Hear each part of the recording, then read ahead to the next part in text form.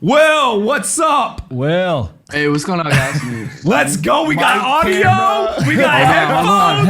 My guy is ready. He said fourth quarter. Will, give us a little four fingers in the air for the fourth quarter. There we Let's go. Will's been saying the entire, all summer long. He said, listen, Shocktober, supply squeeze, ready to rock and roll. All right, buddy, you ready to go? Always. All right, let's start first with what's going on in terms of Sopra. Sopra, me and Will hung out all summer. We had a Sopra summer. What's going on there? Yeah, so Sopra looks at the profit taking, the state of profit that the market is holding on any given day. So you're taking a ratio of all the coins trading in profit, all the coins trading in loss, and you get Sopra. And then here we look at a Sopra, which is adjusting for all the outputs below an hour. And then we're also doing a 7-day moving average on this. So we're looking at essentially the weekly version of Sopra. And so as you can see recently that we've just bounced off one, obviously that's a good sign so far, but we want to see obviously an uptrend in the ratio, but at least, at the minimum, some stabilization above one. In bearish markets, you fade the retests of one, and then in a bullish trend, in a broader bullish trend, you buy the dips along one. And so if we are in a broader bullish trend, which I personally believe we are, but it's up to you to decide. All these retests of one will become, good buy opportunities if you're correct about that assumption. So we just bounced off of it. Once again, want to see some stabilization, but preferably, increase in the ratio. I definitely think we're in a bull market. I think you do as well. So it's great to see it bouncing off that one. Tell us what's going on with the whales. We've got this chart that filters out all of the kind of exchanges and known entities. But explain to us what's going on here with this whale chart. Yeah, so this is just looking at all the entity flows. So the green line, we have whales. This is filter out for exchanges, Grayscale, QBTC, the Purpose ETF. Then we have a couple different lines here. We have the shrimps, the crabs, the fish, octopus. So it's just saying all these different size cohorts. And so what you see is the high level, takeaway is that every single cohort is accumulating right now. As of the last 3 weeks, when you started to see the 100 to 1,000 BTC guys start to buy as well. So right now you have every single cohort accumulating, which is pretty remarkable. When you go back and look at times where you see all cohorts accumulating in unison, that's historically been a pretty good time to average in some buys. I don't have a chart of that up here, but I have put that on my Twitter in the past. It's happened a couple times before. And so you ask, where are these coins coming from? And the answer is exchanges, right? We keep talking about how coins are moving off exchanges. In the last week, you have 2,869 BTC moved off exchanges, which is about $134 million. I think I used a 47K BTC price for that. And they're also down 62,251 BTC in the last month, which is about $3.2 billion. And so this leads us to the next chart. You see that purple line is the exchange supply shock ratio. So comparing all the coins on exchanges to off. Blue line, we talk about this a lot, the liquid supply ratio. You're comparing the strong hands to the weak hands, essentially. So the entities that statistically sell a lot, the entities that statistically rarely sell, right? And so we have another bullish divergence when you look at both ratios in comparison to price. Price is kind of bleeding sideways bearish. Well, I put this out. I created this last night. So as of this morning, maybe that's starting to change. And then, this was the same thing that happened in the summer we were tracking. So those are the supply dynamics. The one thing I wanted to touch on was just the bids. I think this is important for people to keep in mind. It's the second chart. So what you're looking at here is it's just a heat map of all the Bitfinex orders, all the bids and asks on the order book. And so what you see is we have this huge floor below us. And so you can look at this two ways. The bullish case is obviously okay, the Chinese bull whales have just set this concrete floor. And you have started to see some of those orders filling the other day. But the perhaps more nuanced view, and I'm not saying this is the case, I'm just saying keep this in mind.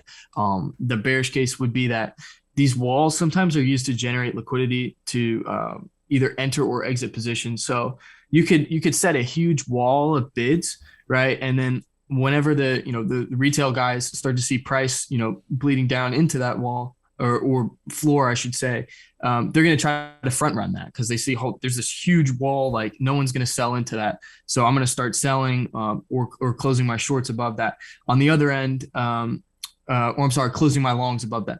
On the other end, you could have that entity that set the floor actually using that liquidity to exit the market. And then conversely, if they set a giant wall of asks, it could be them actually trying to enter into the market. They're basically putting a cap on the price.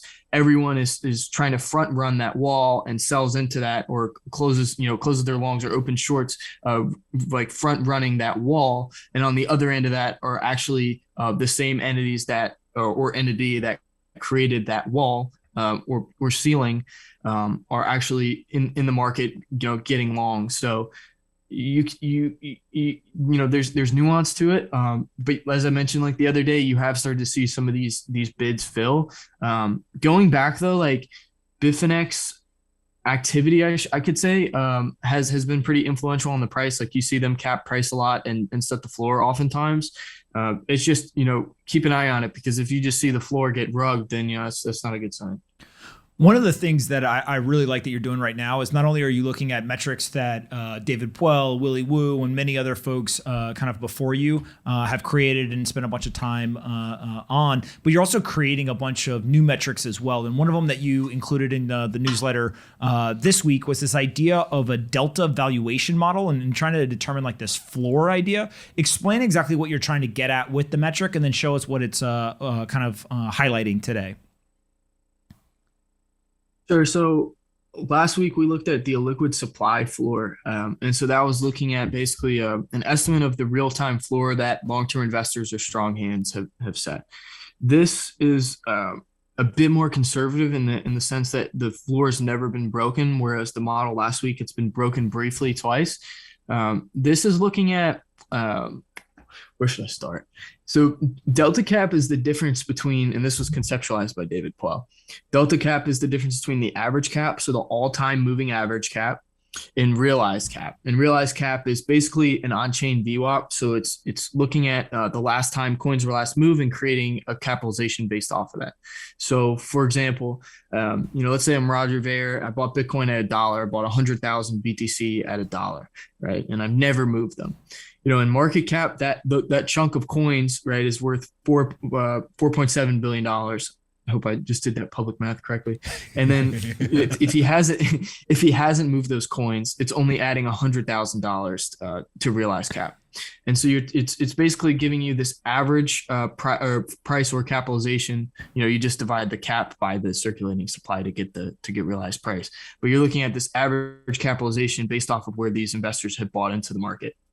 And so taking the difference of that is what delta cap is. And that's giving you, as you'll see by these little green circles, is giving you these good buy zones, especially just saying, okay, we're getting close to delta cap. That's probably a good time to average in some heavier buys, or you can statistically take riskier buys, right? Because the asymmetry of the market at that time is heavily skewed to the upside because we're very close to what's historically been the floor. And so then you take a multiple of that and you get the delta cap top. And so that's that purple line. It's just multiplying it by a special number, 7.5, which is completely arbitrary. I just played around with it till it fit. And so you see that's caught some of the tops as well. And then you just take both of those, divide by 2, which is just taking the mean of it. And you get that little middle, the middle blue line. And that's been, historically a level that price has interacted pretty nicely with. Like you look at 2019, that's where it bounced off of in that little mini bull run. So yeah, that's the model. It's just nothing crazy. It's just, you can use that in confluence with the liquid supply floor. And, this is like a much more conservative floor that, because, once again, it's never been broken. We also have shown before, I think the pricing model is using like Willie's top model, which is at like 190K. That's using an all-time moving average of Bitcoin. I've also seen similar pricing models using thermocap, which is the security spend of miners. So there's different ways, right? You can kind of create these valuation models, but it's interesting. Like, this is all based off of the on-chain activity, and we can kind of create these valuation methods for Bitcoin where we don't have like discount cash flows or anything like that. When we look at the Bitcoin number of active entities, it feels like this has been really lockstep with Bitcoin price, but we're starting to see kind of an increase over the last couple of days and weeks. Right. Yeah. Like I think the one bearish case you could make from an on-chain perspective is just looking at some of the transactional activity. Excuse me. So you look at transaction count, the mempool, overall volume, active entities, also net entities growth, which is the difference between the new entities coming on chain and the ones leaving. And basically, some of these things are showing that there's low demand to use the network. Although we have seen, as you mentioned, an uptick recently. But from a broader standpoint, we still are historically, lower than where we have been in bull market uptrends. But I think you can make a counter argument to this and say three things. First of all, that the speculative market participants are gone. So we're seeing like transaction volume is dominated by these larger guys. So we're looking at like volume of $10 million and up has seen a very large increase over the last few weeks. And it's just completely dominating all the volume on every given day. Also, another culprit could be batching done by exchanges. So I know a couple of guys who work with exchanges, and I guess now over the last couple of months, they've started to utilize batching more to save them money. And I guess it just saves them hassle as well. And then lastly, this is probably the more popular answer with Bitcoiners, but I think it's honestly the least effective of the three on the lack of transactional activity, and that's transactions migrating to the Lightning Network. So go ahead. Well, I was going to ask, so when you think about that Lightning Network, you've got a bunch of charts here. Before we get into the graphics, what's your general thought process around the Lightning Network at the moment? Is this something that people should really be paying attention to, or is it still too early to get overly excited about it? I think it's huge, right? Like you're seeing what Jack's doing. You had Jack on like last week, and this is completely changing. How we do things. Like you look at countries where they don't have access to banking. You look at remittances and how that's changed things for countries. Like El Salvador, for example. I think the Lightning Network is just crucial in general for transitioning Bitcoin from predominantly a store of value. We talk about Bitcoin is the most efficient way to move value across space and time, right? That's from Saifedean's the Bitcoin Standard. But the Lightning Network helps us transition to more of that medium of exchange, right? We talk about, you go from like collectibles to store value, medium of exchange to unit of account. And so the Lightning Network will, although still young, eventually help us make that transition. And I think at some point you won't even know you're interacting with the Lightning Network. And it's being just a Bitcoiner, it's really cool to see like what Jack did with Twitter and what's going on in El Salvador, and seeing Lightning Network in like Starbucks and McDonald's. I think it's still early days, but you're seeing I think you're just starting to kind of hit that S curve in terms of Lightning adoption. When we look at these charts on Lightning itself, one piece that seems to just kind of jump out to me is the channel size, the number of channels, even the number of nodes. These are only the public numbers, right? This is only the channels and nodes that we know of. Is there an idea as to what the non-public size is? Is it 30% bigger, 50%? What's kind of your take on that? I think that's a great question. I just don't know. I don't know either. Maybe there's been like a study or someone's put out like a little research paper on it. But yeah, I haven't heard anything about how you would even go about estimating that. Maybe some of the guys at like Lightning Labs would know. Yeah, I don't know what the answer is. The number that I've heard, and again, this is like literally, I heard from somebody who heard from somebody, was somewhere between 25 to 30% of the network is not in public channels or publicly addressable nodes. But who knows what that number could be? My guess is it's not 1% and it's not double.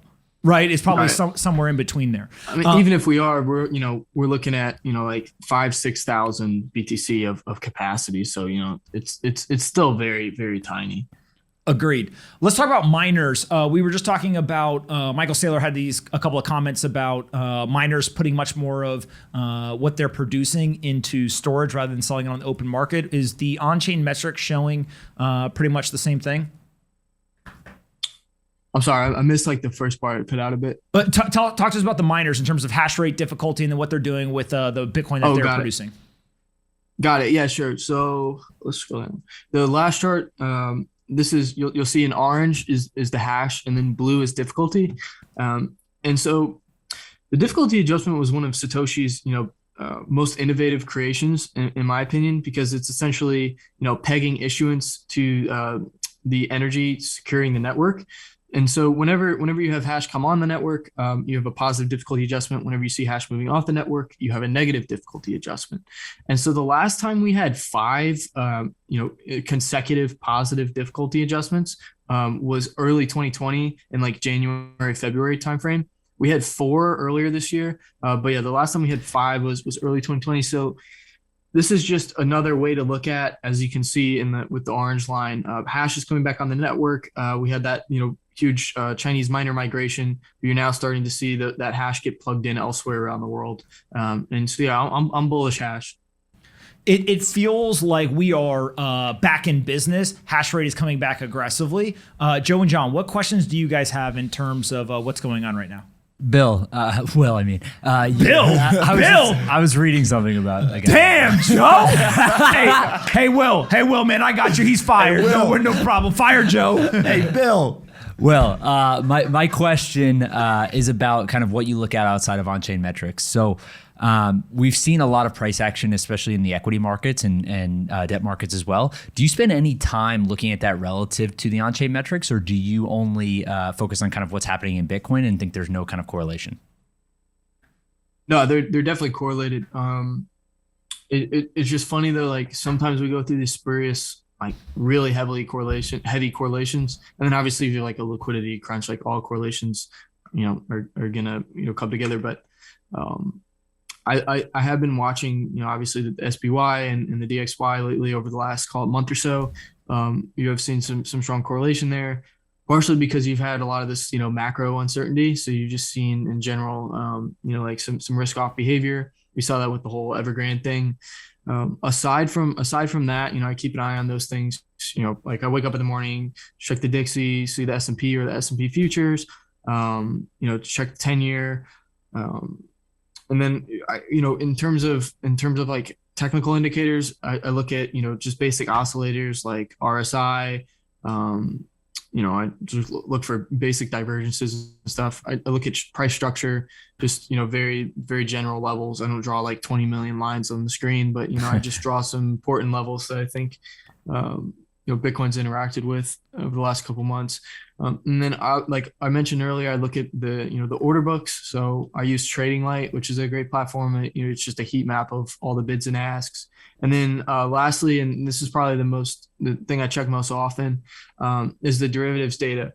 So I look at, funding rates across all different exchanges, and then also the futures basis, and then open interest as well, because, derivatives data affects the price in the short term is along with price structure, whereas on-chain is more tracking the broader trends. So if you want to, look at perhaps what's going to happen over the next couple of days, next few hours, look at that derivatives data and also, shorter term price structure.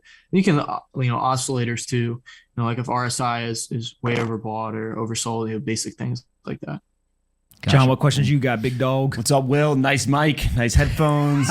Good setup you got there.